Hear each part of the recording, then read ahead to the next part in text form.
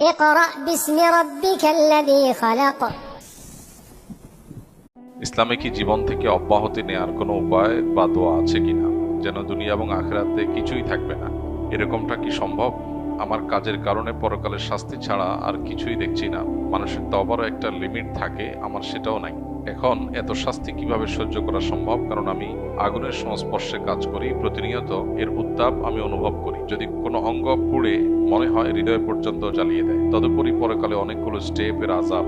এখন আল্লাহ সুবহানাহু ওয়া তাআলা এরকম কোনো অপশন রেখেছেন কিনা জানাবেন প্লিজ।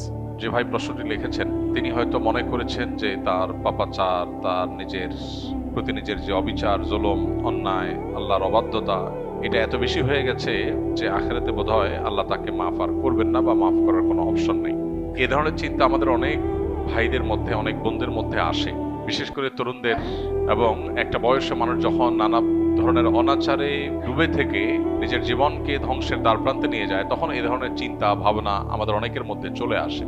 তো এ ধরনের চিন্তা ভাবনা যাদের মধ্যে আসে তাদের আল্লাহ সুবহানাহু ওয়া তাআলা বলেছেন, লা তাকনাতু মির রাহমাতিল্লাহ ইন্নাল্লাহা ইয়াগফিরুয যুনুবা জামিআ। তোমরা আল্লাহর রহমত থেকে নিরাশ হইও না, আশা ছেড়ে দিও না, কারণ আল্লাহ তাআলা সকল গুনাহ মাফ করবেন।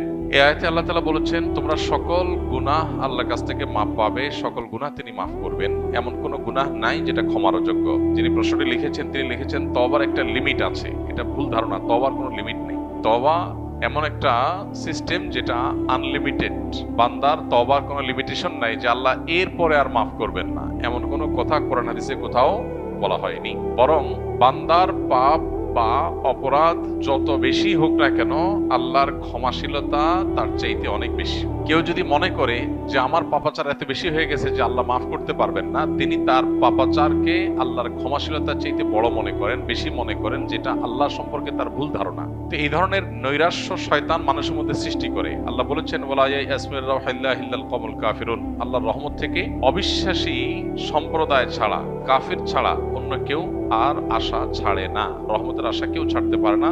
যদি কেউ অবিশ্বাসী হয় সে কেবল আশা ছাড়তে পারে। তো এই যে আপনি আশা ছাড়ছেন বা আশাহত হচ্ছেন যে আল্লাহ আপনার কোনো গুনাহ মাফ করতে পারেন না, এত গুনাহ আপনার হয়ে গেছে, এর মানে আল্লাহ সম্পর্কে আপনার ভুল ধারণা জন্মেছে। আল্লাহ সম্পর্কে এই ধরনের ধারণা থাকা এটা ভুল এবং কুফরি। এজন্য এই ধরনের ধারণা পোষণ করা অনুচিত। আপনি আল্লাহর কাছে পরিপূর্ণ তওবা করে ফিরে আসেন, আল্লাহ তার সমস্ত গুনাহ মাফ করার ওয়াদা করেছেন। আল্লাহর ওয়াদা আপনাকে বিশ্বাস করতে হবে। আপনি যেটি লিখেছেন যে জীবন থেকে অব্যাহতি নেওয়ার কোনো উপায় আছে কিনা, যে আল্লাহর কাছে আমি বলবো আল্লাহ আমি জান্নাতও চাই না, জাহান্নামও চাই না, আমাকে হিসাবের বাইরে করে দেন, খাতাতে নাম কেটে দেন, পুরস্কারও চাই না, তিরস্কারও চাই না, এরকম কোনো সিস্টেম নাই। আমাদেরকে অবশ্যই পুরস্কার অথবা তিরস্কার যে কোনো একটা গ্রহণ করতে হবে আমাদের কর্ম পদ্ধতি অনুযায়ী। আল্লাহ বলেছেন মান আমিলা সালিহান ফালিনাফসি ওয়া মান আসআ ফাআলাইহা ওয়া মা রাব্বুকা বিযাল্লামিল লিল আবিদ। যে ব্যক্তি ভালো কাজ করে, ভালো কিছু করে, সেটা তার জন্য করে। আবার সে কেউ যদি খারাপ কিছু করে সেটাও তার নিজের জন্য করে বা তার উপর সেটা বর্তায়। আল্লাহ কারোর প্রতি জুলুম করেন না। যা মানুষ পায় সেটা তার কর্মের ফল। তো নৈরাশ্য বা আশাহত হওয়া এটা শয়তান মানুষের মধ্যে সৃষ্টি করে। আমাদের শয়তানের বিরুদ্ধে সংগ্রাম করতে হবে, নিরাশ হওয়া চলবে না। আমাদের বিশ্বাস রাখতে হবে আমার কাজ অপরাধের জগৎ থেকে সরে আসা, সংকল্প করা, অনুতপ্ত হওয়া, লজ্জিত হওয়া, আল্লাহর কাছে ক্ষমা প্রার্থনা করা, ভবিষ্যতে এই অপরাধ আর না করার ব্যাপারে দৃঢ় আশাবাদ ব্যক্ত করা এবং সংকল্প করা। ব্যাস এইটুকু যদি আমি করতে পারি, আল্লাহ রাব্বুল আলামিন অবশ্যই আমাকে মাফ করবেন। আমরা অনেকে মনে করি যে শিরকের অপরাধ আল্লাহ মাফ করবেন না। এটাও এইভাবে ধারণা করাটা পুরোপুরি সঠিক না। বরং শিরক করে যদি কেউ তওবা ছাড়া মারা যায় সেটা আল্লাহ তাআলা মাফ করবেন না। শিরক করার পরও যদি কেউ তওবা করে সেটাও আল্লাহ তাআলা মাফ করবেন। শিরকের চাইতে বড় অপরাধ পৃথিবীতে নেই। সেই শিরকের অপরাধ করার পরও, এবং শিরক একবার দুইবার না, বছরকে বছর, জীবনে হাজার হাজার লাখ লাখ অগণিত বার শিরক করেছে কেউ, কিন্তু তওবা যদি একবার করে সবগুলো মাফ হয়ে যাবে। আল্লাহ রাব্বুল আলামিন এত বেশি ক্ষমাশীল।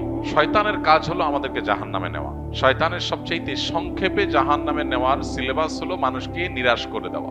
মানুষ যখন আশা ছেড়ে দিবে যে ঠিক আছে আল্লাহ যখন মাফই করবে না, তাহলে আর আমার আর তওবা করে লাভ কি, ঠিক আছে আমি যা ইচ্ছা তা করি, তখন সে তওবার রাস্তা থেকে সরে যায়। এই জন্য শয়তান আমাদেরকে নিরাশ করে। আর শয়তানের বিরুদ্ধে এই সংগ্রামে জয়ী হওয়ার চেষ্টা আমাদের করতে হবে। আল্লাহ আমাদেরকে তৌফিক দান করুন। আমরা জানি পানিতে ডুবে মারা গেলে শহীদি মর্যাদা পায়। সম্প্রতি এক কৃষক 500 টাকা বাজি ধরে 100 ডুব দিতে গিয়ে মারা যান। এ ধরনের মৃত্যু কি শহীদি মৃত্যু হিসেবে গণ্য হবে? মোটেই না ভাই, শহীদি মৃত্যু এত সহজ না। 50 টাকার লোভে কোনো ভাই যদি 100টা ডুব দিতে গিয়ে মারা যান, আল্লাহ তাআলা মাফ করুন। এটা নেহায়েতই তার বিভ্রান্তি এবং ভুল পদক্ষেপ। আল্লাহ তাআলা তার এই বান্দাকে মাফ করে দিন, আমরা দোয়া করি। তার শোক সন্তপ্ত পরিবারকে আল্লাহ তাআলা সান্ত্বনা নসিব করুন। আমাদের জীবনে অনেকে এই ধরনের হেয়ালিপনা, অনেকে এই ধরনের পাগলামো করি। এই পাগলামো করার কোনো সুযোগ নাই। ইমানদারের জীবনের মূল্য অনেক বেশি। কারণ ইমানদারের জীবনের মূল্য কি? জীবনের প্রাইস কি? জান্নাত। ইমানদারের জীবনের মূল্য কি? জান্নাত। মানে জান্নাতের মতো সবচেয়ে ছোট জান্নাত যে জান্নাতি পাবে, সেও এই পৃথিবীর কমপক্ষে 10 গুণ বড় জান্নাত পাবে। এত বিশাল জান্নাত, এত মূল্যবান নেয়ামত যে জীবনের বিনিময়ে পাওয়া যাবে, সেই জীবন 50 টাকা বিক্রি করার জিনিস না। সে জীবন সামান্য একটু বাজি ধরে আমি ধ্বংস করার জিনিস না। সে জীবন কিভাবে বিলীন করতে হয়, সে জীবন কিভাবে উৎসর্গ করতে হয়, এটা শহীদ শরীফ ওসমান হাদিরা দেখিয়ে গেছেন। এটা আবু সাইদরা দেখিয়ে গেছেন কিভাবে সে জীবন উৎসর্গ করতে হয় মানুষের মুক্তির জন্য। এই যে অন্যায়, এই যে অনাচার সমাজে হচ্ছে, আমরা সেটা বাধা প্রদান করার জন্য যদি বের হই, আমি বলছি না আপনাকে মাস্তানি, আপনি সমাজের মানুষকে অন্যায় থেকে বাধা দেওয়ার জন্য কাজ করেন, এরপরে যদি আপনার উপরে চাপ আসে, বাধা আসে, জুলুম আসে, সহ্য করেন, যদি জীবনও চলে যায়, সার্থক, শাহাদাতের মর্যাদা লাভ করবেন। অতএব এই ধরনের বাজি ধরতে গিয়ে মারা গেলে শাহাদাতের মর্যাদা এত সস্তা জিনিস না। হ্যাঁ, এটা ঠিক যে হাদিসে আছে পানিতে ডুবে মারা গেলে শাহাদাতের মর্যাদা পাওয়া যায়। সেটা কি? অ্যাক্সিডেন্টলি যদি কেউ পানিতে ডুবে মারা যায়, এটা তো অ্যাক্সিডেন্টলি মৃত্যু বলা যাবে না, বরং এটা নিজেকে বিপদের দিকে ঠেলে দেওয়া বলা যায়। আল্লাহ তাআলা বলেছেন, ওয়ালা তুলকু বিআইদিকুম ইলা তাহলুকা, তোমরা নিজেদেরকে ধ্বংসের দিকে ঠেলে দিও না। এটা ধ্বংসের দিকে ঠেলে দেওয়া।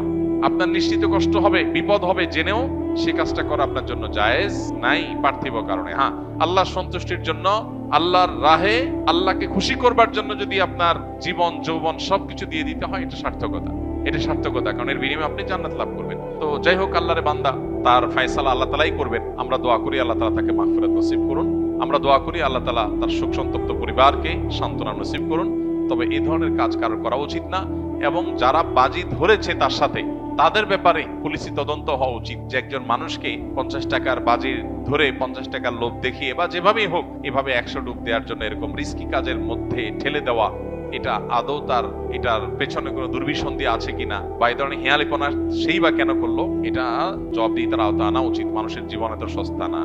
অতএব আমরা কোন অবস্থায় এই ধরনের হেয়ালিপনায় যাব না। পৃথিবীতে এমন অনেক দেশ আছে যেখানে ধর্ম পালন নিষিদ্ধ, সেখানে ইন্টারনেটও নেই। উদাহরণত উত্তর কোরিয়া। এখন প্রশ্ন হলো, সেখানে যাদের কাছে ইসলামের দাওয়াতই পৌঁছেনি, তাদের অবস্থান কোথায় হবে পরকালে? কোন ব্যক্তি, কোন সমাজের মানুষের কাছে যদি ইসলামের কোনো দাওয়াত না যায়, তাহলে কিয়ামতের ময়দানে তাদের কোনো হিসাব নাই, শুধু একটা হিসাব হবে। সেটা হলো তারা কোনো সৃষ্টিকর্তায় বিশ্বাস করছে কিনা, আল্লাহর একত্ববাদ বিশ্বাস করছে কিনা, এটুকু হিসাব নেওয়া হবে। বলে এটুকু কেন হিসাব নেওয়া হবে? কারণ এটুকু বোঝার জন্য কোনো দাওয়াতের প্রয়োজন নেই। মানুষের বিবেক যথেষ্ট। মানুষের বিবেক তার সৃষ্টিকর্তার খোঁজ করার জন্য যথেষ্ট। তার বিবেকই তাকে তাড়না দিবে যে আমাকে কি সৃষ্টি করলেন। এই পৃথিবী কি এমনি এমনি চলছে? এমনি এমনিতে একটা গাছের পাতাও নড়ে না। বাতাস আসে তাই পাতা নড়ে। বাতাস ছাড়া কি পাতা নড়ে? কেউ না নাড়ালে কি পাতা নড়ে? একটা পাতা যদি এমনি এমনি না নড়ে, তো পৃথিবীর এই মহাসৃষ্টির সবকিছু চলছে কোনো ক্রিয়েটর ছাড়া।